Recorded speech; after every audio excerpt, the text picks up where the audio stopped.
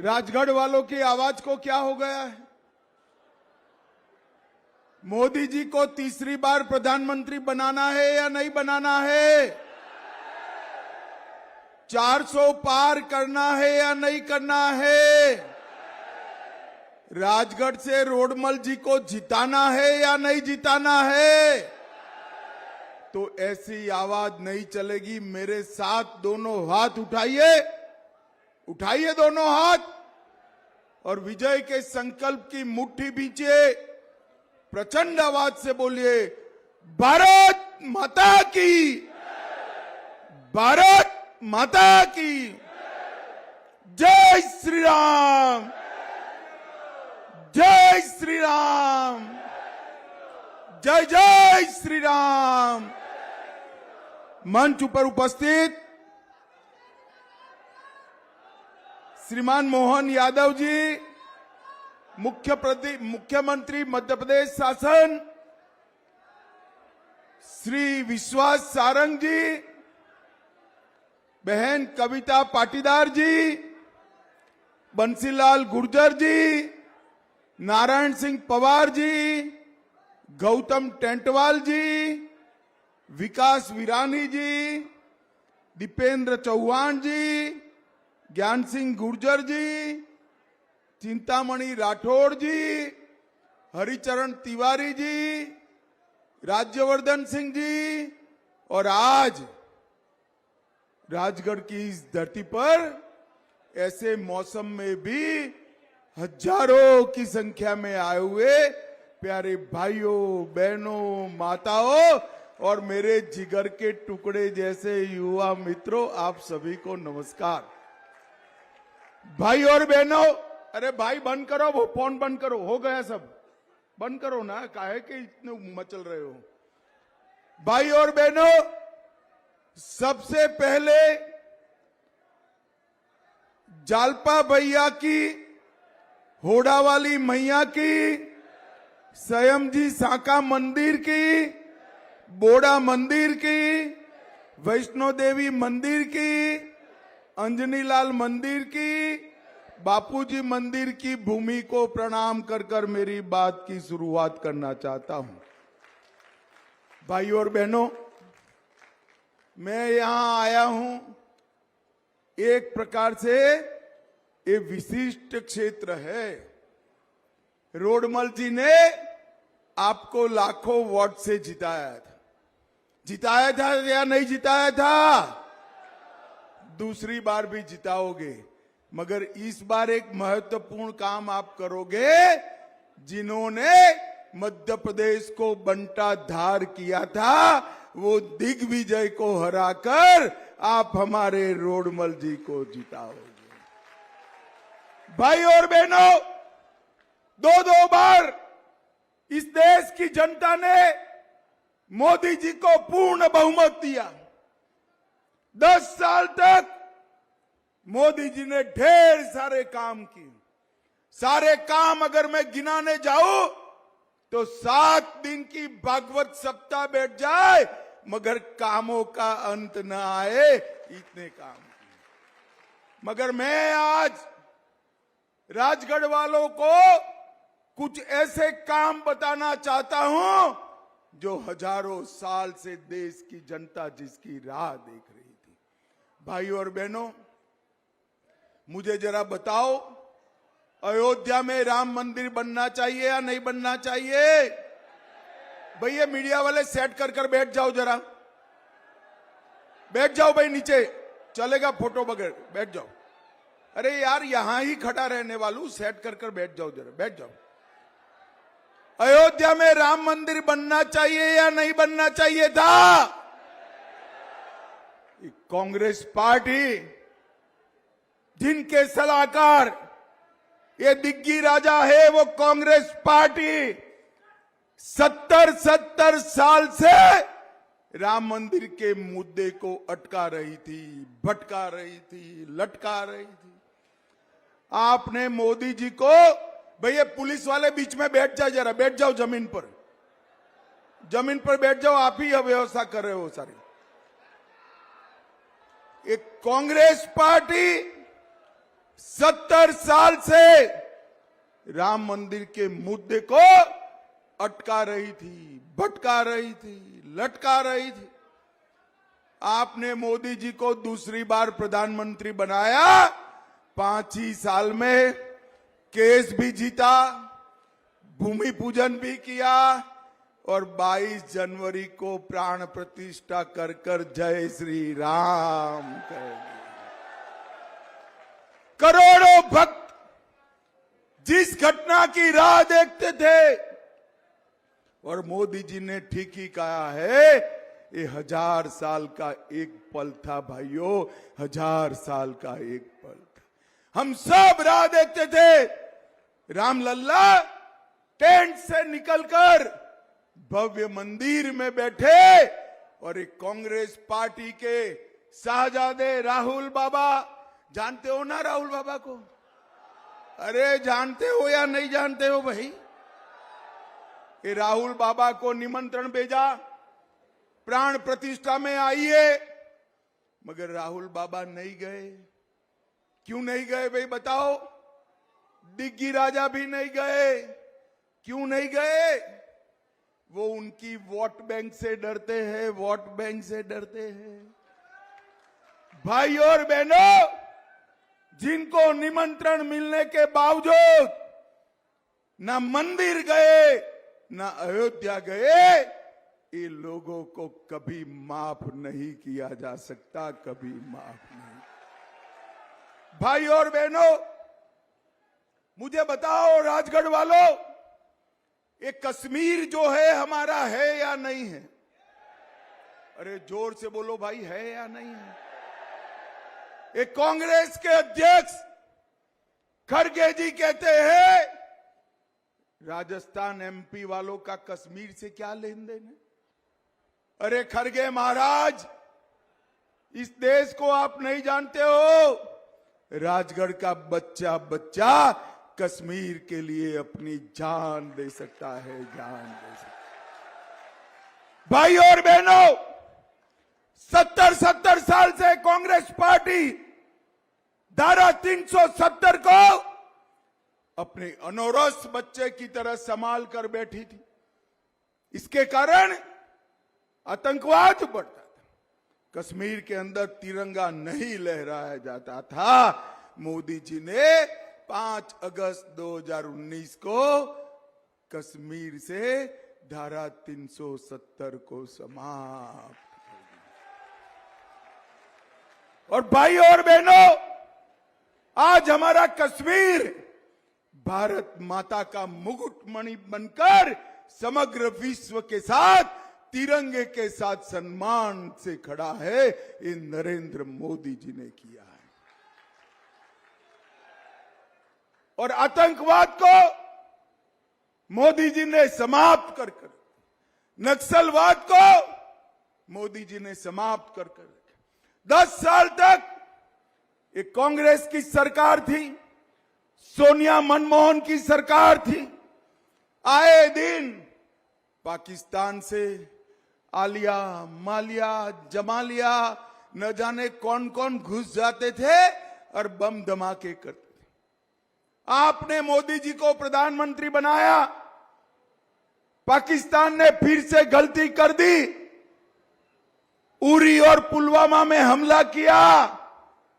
मगर ये पाकिस्तान वाले भूल गए कि अब भाजपा सरकार है, नरेंद्र मोदी सरकार है। 10 ही दिन में पाकिस्तान के घर में घुसकर सर्जिकल स्ट्राइक और एयर स्ट्राइक कर कर आतंकवाद का खात्मा करने का काम नरेंद्र मोदी जी ने किया। और भाई और बहनों, समग्र देश से भाई रहने दो, रहने दो, क्या कर रहे हो अभी? चलो सारे पुलिस वाले बाहर निकलो।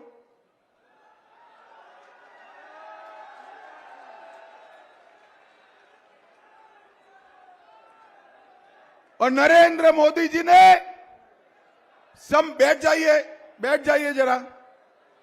नरेंद्र मोदी जी ने 10 साल में समग्र देश से आतंकवाद और नक्सलवाद को समाप्त कर दिया। दिग्गी राजा के समय में मध्य प्रदेश नक्सलवाद से पीड़ित राज्य माना जाता था।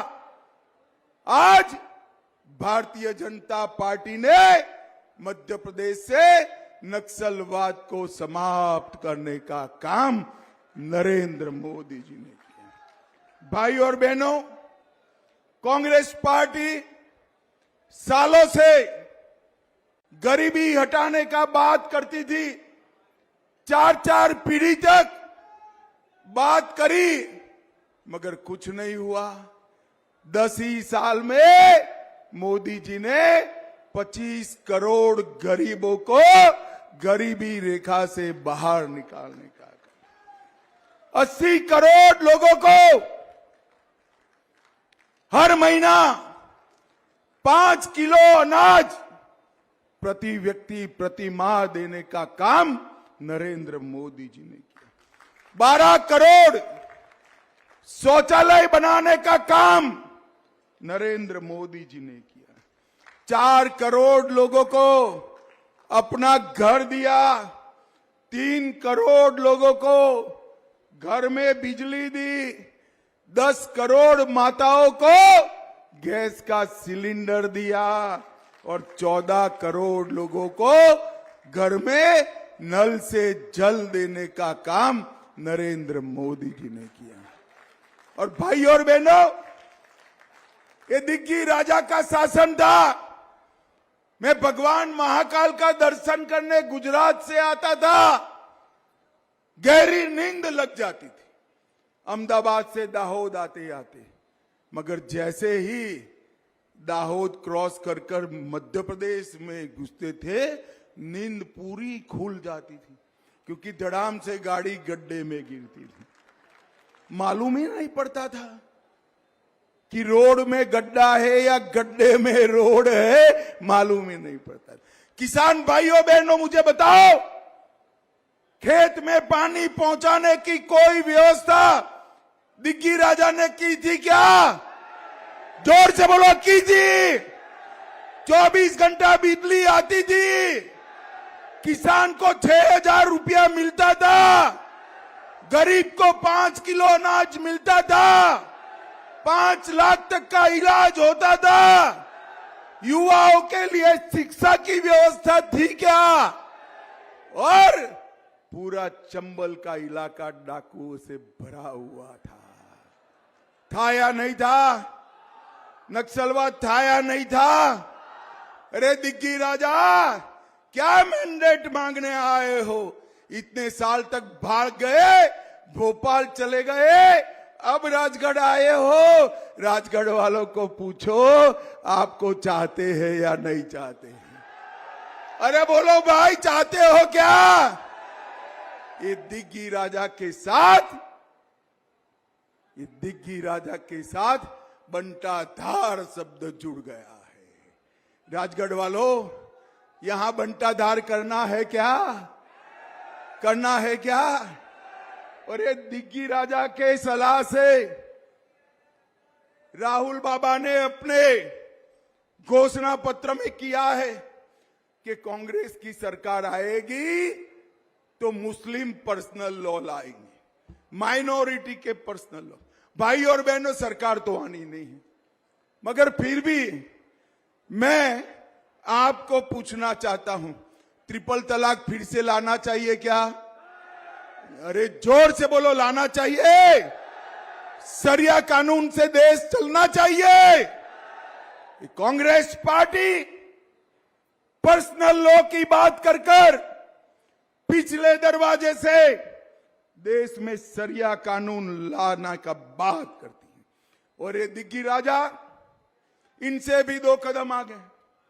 भगवा आतंकवाद। अरे शर्म करो दिग्गी राजा, काय का भगवा आतंकवाद? आतंकवाद के आपके चश्मे बेकार हो गए हैं, देखने के बेकार। ये पाकिस्तान के आतंकवादी हाफिज सईद को साहब कर बुलाते हैं। अरे दिग्विजय सिंह जी, ये हाफिज सहित आपका साहब होगा, ये दुर्दांत टेररिस्ट है जिसने भारत का नुकसान किया है। जाकिर नाइक को एक गले लगाते हैं। अफजल गुरु जिसने पार्लियामेंट पर हमला किया, इसकी फांसी का विरोध करते हैं। पीएफआई पर बैन लगाने का विरोध करते हैं और सीए के समर्थक पर लाठी चलाने का काम। भाइयों और बहनों, मुझे बताओ, पीएफआई पर बैन लगाना चाहिए या नहीं लगाना चाहिए? जोर से बोलो, लगाना चाहिए ना? ये बता देना बंटाधार को, हम राजगढ़ को फिर से बीमारू राजगढ़ नहीं बनाने देंगे, नहीं बना देंगे। मध्य प्रदेश को भारतीय जनता पार्टी ने आगे बढ़ाया है। हर खेत में हर किसान को सिंचाई की व्यवस्था की है। कांग्रेस पार्टी के राज में मक्के की एमएसपी 1300 रुपया थी, 2000 रुपया करने का काम नरेंद्र मोदी जी ने किया। सोयाबीन 2560 था, 4600 करने का काम नरेंद्र मोदी जी ने किया। गेहूं 1400 रुपया था, बढ़ाकर 2275 करने का काम नरेंद्र मोदी जी ने किया। भाई और बहनों, बहुत बार ये आए, बहुत बार गए, अब समय आ गया है इनको परमानेंट विदाई देने का। राजनीति से दिग्विजय सिंह की परमानेंट विदाई राजगढ़ वालों ने करनी है। मगर मेरी एक रिक्वेस्ट है भाई, राजनीति से उनका परमानेंट विदाई जरूर करो, मगर आशिक का जनाजा है, जरा धूम से निकले, बड़ी लीड से हराई होगा। उनके सम्मान जैसी लीड से हराकर अब उनको घर पे बिठाने का काम मेरे राजगढ़ वाले करे, यही कहने आया हूं। भाइयों और बहनों, हमारे नेता रोडमल जी ने 2000 करोड़ का प्रावधान रामगंज मंडी भोपाल रेलवे लाइन परियोजना के लिए किया। अनाज उत्पादन 12 लाख मेट्रिक टन तक पहुंचा। 200 बिस्तरों के अस्पताल को 500 बिस्तर का बनाया। 400 करोड़ से राजगढ़ में मेडिकल कॉलेज बनाया। 100 करोड़ से 7000 किलोमीटर की नई पाइपलाइन से 1350 गांवों में नल से जल पहुंचाया और 27 करोड़ के खर्चे से देश में 7 में से एक ऐसा व्यावसायिक महाविद्यालय खोलने का काम भी हमारे रोडमल जी ने किया। 13 करोड़ से आदर्श महाविद्यालय, 12 करोड़ से नवीन शासकीय महाविद्यालय, 9 करोड़ से लॉ कॉलेज, 400 करोड़ से मेडिकल कॉलेज और पीएम श्री स्कूल को बनाने का काम भी हमारे रोडमल जी ने किया। और राजगढ़, खिलचीपुर, नरसिंहगढ़, कुरावर और श्यामपुर में नई रेलवे ट्रैक बनाने का काम भी हमारे सांसद महोदय ने किया है। राजगढ़ वालों, अंत में मैं इतना ही पूछना चाहता हूं, सभी को कोरोना का 2-2 टीका लग गया है नहीं लग गया? अरे यार जोर से बोलो, सुनाई नहीं पड़ता। लगा है या नहीं लगा है? सब हाथ उठाओ जिसको लगा है। एक 4 आना भी देना पड़ा है, जरा जोर से बोलो, देना पड़ा है। मोदी जी ने कॉफी पिलाई या नहीं पिलाई? मुफ्त टीका लगाया या नहीं लगाया? 130 करोड़ लोगों को हमारे नेता नरेंद्र मोदी जी ने कोरोना का टीका लगाकर भारत को सुरक्षित करने का काम नरेंद्र मोदी ने किया। और उस वक्त ये दिग्विजय सिंह और राहुल बाबा ये कहते थे टीका मत लगाइयो, ये मोदी का टीका है। ये तो भगवान ने अच्छा सबको बुद्धि दी है, इनकी कोई सुनता नहीं है, वरना हमारा क्या होता। और जब ये दोनों ने देखा कि सब लोग टीका लगा रहे हैं, एक दिन रात को जाकर खुद भी टीका लगाए। अरे राहुल बाबा, कोरोना जैसी महामारी में राजनीति करते हो, शर्म आनी चाहिए, आपको शर्म आनी चाहिए। भाई और बहनों, इनके हृदय में जनता का भला नहीं, इनके हृदय में खुद की राजनीति है। और मैं आज कहने आया हूं, यह डबल इंजन सरकार है। एक और हमारे मुख्यमंत्री जी मोहन यादव जी सरकार चला रहे हैं और ऊपर नरेंद्र मोदी जी चला रहे। ये डबल इंजन सरकार दिन दूनी रात चौगुनी मध्य प्रदेश को आगे बढ़ाने का काम करेगी। 5 साल में मोदी जी ने 9 लाख करोड़ रुपया, 7,74,000 करोड़ रुपया ग्रांट का और 1,77,000 करोड़ रुपया इंफ्रास्ट्रक्चर का मध्य प्रदेश को देने का काम किया है और मध्य प्रदेश का विकास हुआ है। ये 20 साल से बंटाधार जिसको बीमारू राज्य बनाकर गए थे, वो मध्य प्रदेश को विकसित राज्य बनाने का काम भारतीय जनता पार्टी ने किया है। और भाइयों और बहनों, मोदी जी को तीसरी टर्म दे दो, मैं कहकर जाता हूं, तीसरी टर्म में भारत संसार का तीसरे नंबर का अर्थतंत्र बन जाएगा। तो बताओ राजगढ़ वालों, रोडमल जी को, दिग्विजय को हराने की शान जितनी लीड से, मैंने कहा ध्यान से याद रखना भाई, आशिक का जनाजा है, बड़ा आदमी है, जरा धूमधाम से निकालना, उनकी शान जैसी लीड से हराना। समझ में आ रहा है? आ रहा है?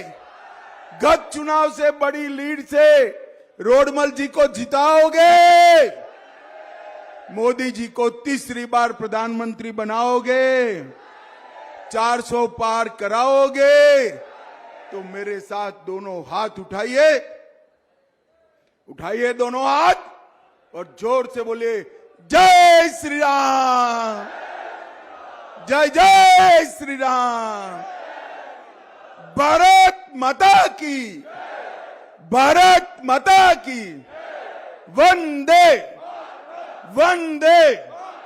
राजगढ़ वालों का बारिश में भी आने के लिए बहुत बहुत धन्यवाद, प्रणाम।